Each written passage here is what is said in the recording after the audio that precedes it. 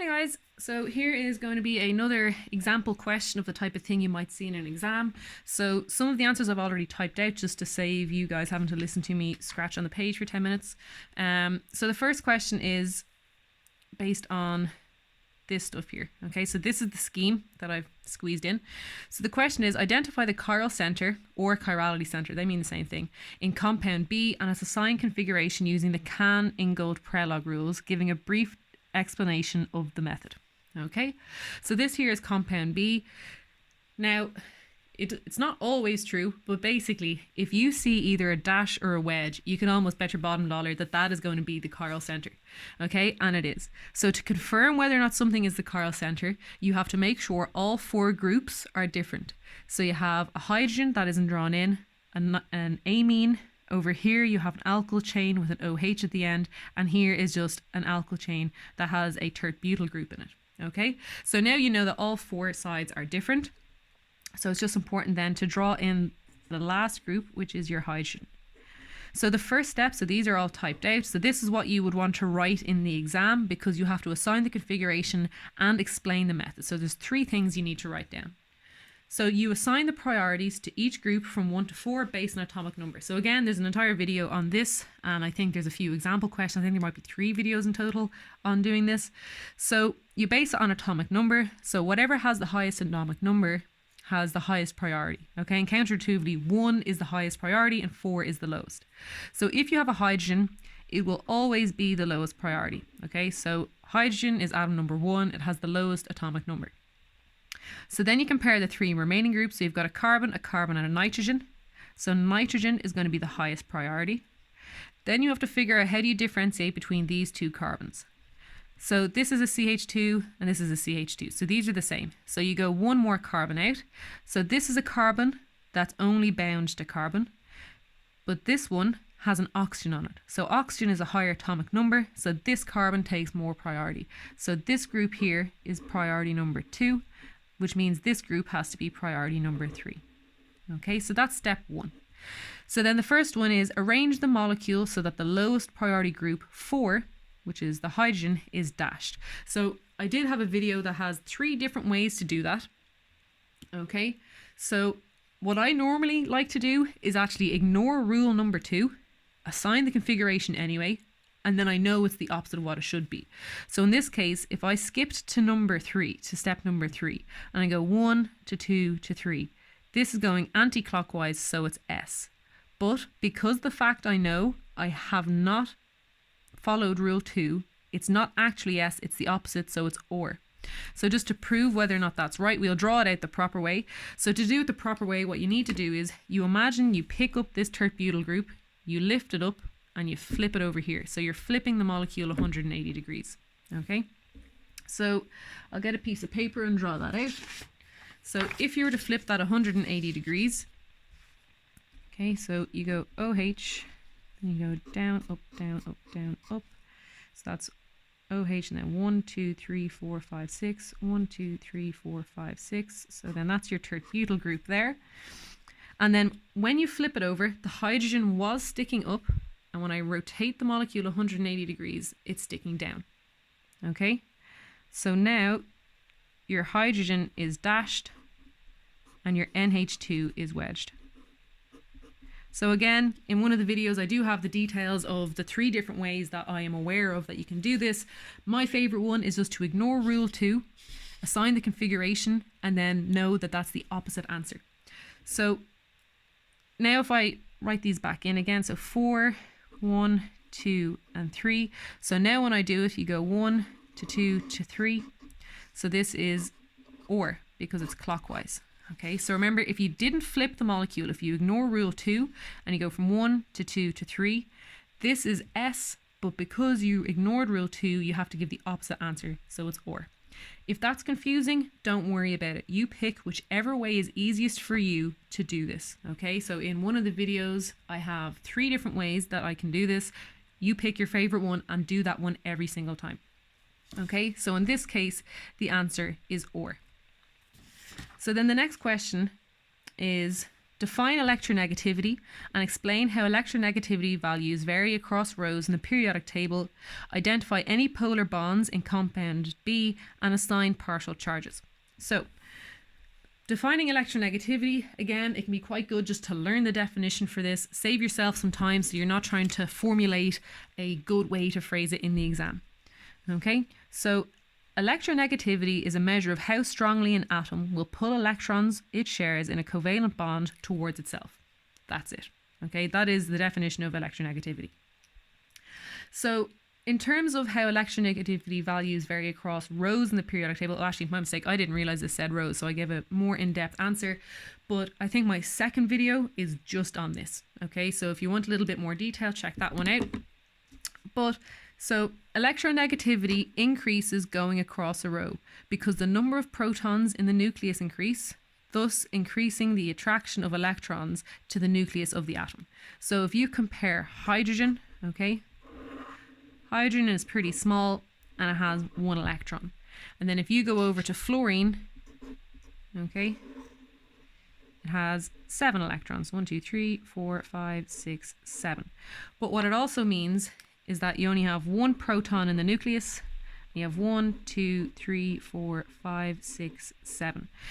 So the nucleus of fluorine is way more positively charged than a proton. And because of that, if there was, say, a hydrogen atom over here and they were forming a bond, so if you imagine you're sharing electrons here, this electron is actually being pulled towards the nucleus of the fluorine because it has so many protons in its nucleus. Okay, so that's what this means here. So electronegativity increases across a row because there's more protons. That's all you need to know there. Now, because I didn't read this question properly, even though I'm the one who wrote it, I didn't realize that it says it values across rows. I actually answered just in general. So in terms of electronegativity going down, when you go down a group, it's because the atomic radius increases. So if you compare fluorine to, say, chlorine, okay, so actually I'll do it in blue just to keep it consistent. So if you compare it to chlorine, chlorine has, so the chlorine atom is way bigger than the fluorine atom. And there's loads more, I'm not going to draw all the electrons in, but you can just imagine there's a lot more electrons between, if you have your hydrogen atom with its electron here.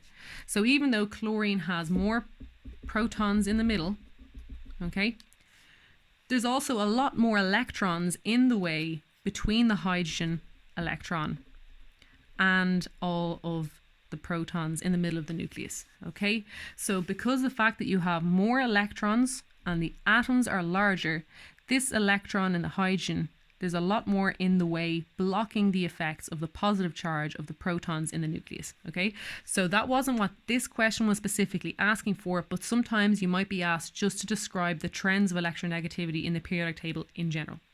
Okay, so when it comes to compound B, so I'll draw it out again just because I've already written all over the one over there. So if you go OH, and then this is down here, NH2. Okay, so you are asked to identify any polar bonds in compound B and assign the partial charges of the atoms involved. Okay, so the obvious ones are the fact that OHs are polar, so oxygen is slightly negative and hydrogen is slightly positive, and that's the same of nitrogen. Okay, so nitrogen is slightly negative and the hydrogens are slightly positive. But it's also to remember that oxygen carbon bonds are also polar as well. Okay, so this carbon is slightly positive. Okay, and then also nitrogen carbon bonds are slightly polarized as well. Okay, not to the same extent as a carbon oxygen bond, because oxygen is a good bit more electronegative than nitrogen, but it's still there. Okay, so that's the answer to that question there. So the next one then is, so you need to be able to see the top and that as well. Okay, so the reaction of compound B with the strong base sodium hydride gives the sodium alkoxide C. Draw the curly arrow mechanism for this reaction and explain why the OH groups are more acidic than the NH and the CH groups. So the first one is to draw the mechanism. Okay, so the mechanism of this reaction with sodium hydride. So if you draw out the structure again, NH2, and then OH. So NaH is actually Na plus and H minus. Okay, so what happens is the electrons of this hydride, so a H minus is called a hydride. So the H minus will attack this hydrogen atom. Okay, so again, it's essential to remember that curly arrows have to start where the electrons are and finish on the atom you're attacking. Hydrogen can only have one bond, so as you are forming this new bond, you have to break the old bond. So the electrons in the oxygen-hydrogen bond come up and go back onto the oxygen. So then what you end up with is this. So you have O minus, and then you also made hydrogen gas.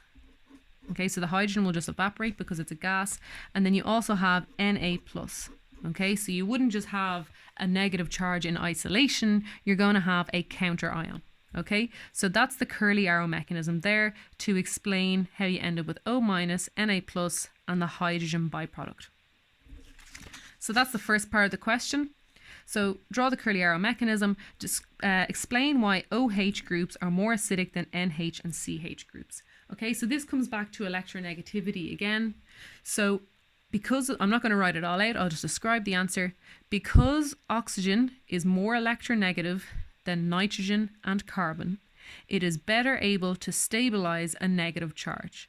So because the fact that oxygen is electronegative, the electrons in the negative charge are easily stabilized by the protons in the nucleus of oxygen. So nitrogen isn't very good at doing that. It doesn't really tend to be N minus. You need exceptionally strong bases to do that. But because it's a little bit electronegative, it is positive. In the case of CH groups in alkanes, so there are some CHs that are a bit acidic, and I'll talk about those in a different question.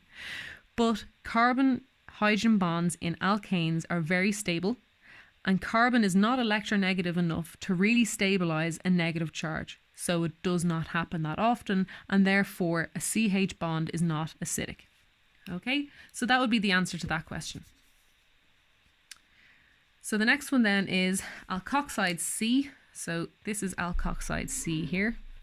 So alkoxide C will react with CH3I, so that's methyl iodide. Okay, so if you go CH3I, that is equivalent to this structure here.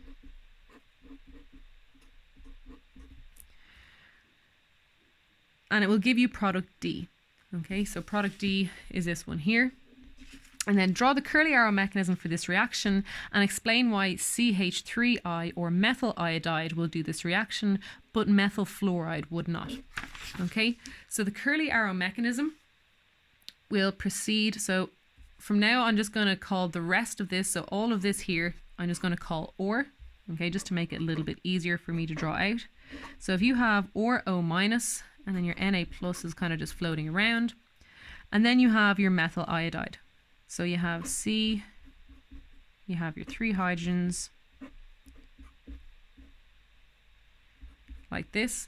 What will happen is you're going to get an SN2 reaction. So in the last, not the last video, but the one before that, I did a video just on SN1 and SN2 reactions. And I said, if you have a carbon that only has hydrogens or only has small groups around it, okay, it's not, oh, better push that up. If you have a carbon that only has small groups around it, like hydrogens, it's not able to stabilize a cation, and because everything is small, it's easy for the nucleophile to come in before your leaving group has left. So for the curly arrow mechanism of this one, the negative charge of your oxygen will attack the carbon from the opposite side from the iodine. Okay, so it won't come and attack here, it's going to attack from this side.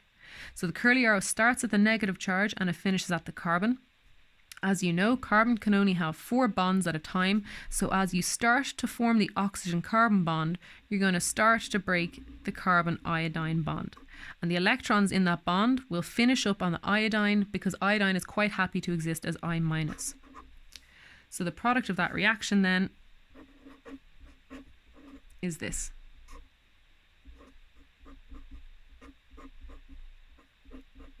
Okay, and then you still have your Na plus and an I minus. Okay, so that's the curly arrow mechanism for, so that's the curly arrow mechanism for an SN2 reaction of an alkoxide with methyl iodide. So the next part of the question asked, why does this not happen with methyl fluoride? Okay, so fluoride chlorine bonds are really, really strong. Okay, and one of the main reasons for that is if you compare a carbon fluorine bond to a carbon iodine bond. Okay, so iodine is not, push it up again. So carbon iodine bonds are not polar. Okay, iodine, I can't remember the exact electronegativity, but I actually think it might be slightly less than carbon. But either way, it's very, very close to the electronegativity of carbon. So there's no polarity in this bond. However, fluorine, being the most electronegative atom of them all, it's actually really electronegative. So it has a very large delta minus. Okay, and your carbon therefore must have a very large delta plus. So what actually happens is you get slight ionic interactions as well. So you have the strength of a regular carbon fluorine single bond, okay, of a covalent bond, but you also get ionic interaction between the chlorine and the fluorine too because of these partial charges. So because of that, the carbon fluorine bond is exceptionally strong. So that means to do this nucleophilic attack, you would need a whole heap of energy to break the carbon fluorine bond. The other thing is that F minus is generally not very stable. Okay, so the reason for that is because fluorine is quite a small atom. So if you have a negative charge on it, it's actually going to be quite dense. Okay, so that negative charge doesn't really have anywhere to spread out. If you compare that to iodine, now this obviously is not to scale, but iodine is basically a giant in comparison to fluorine. Okay, so that means if you have one little negative charge, it has a huge amount of space to spread out. Okay, so F minus is actually quite reactive, so it's not a good leaving group, and the carbon fluorine bond is strong. So that would be your answer for that question of why does methyl fluoride not do this reaction? It's because fluoride ions are not good leaving groups and carbon fluorine bonds are very strong. Okay, so then the next question for this is predict one other reaction that compound B might undergo, showing any reagents needed and the product of the reaction. Okay, so basically this question is giving you free rein to figure out any possible reaction this molecule can undergo. So there's loads of different ones and I'm not going to go through them all, but you might use this amine and you might decide to form an amide, or you might take this alcohol and decide to form an ester. Okay, or you could oxidize it. So I'm just going to choose the option of oxidation. Okay, so if you take an alcohol and you treat it with KMNO4, you'll end up with a carboxylic acid. Okay, there are lots of possible options you could have chosen here. Okay, so some of them, so I'll try and go through a couple of them. So if you reacted this molecule here with an acid chloride, okay, you would end up forming an amide.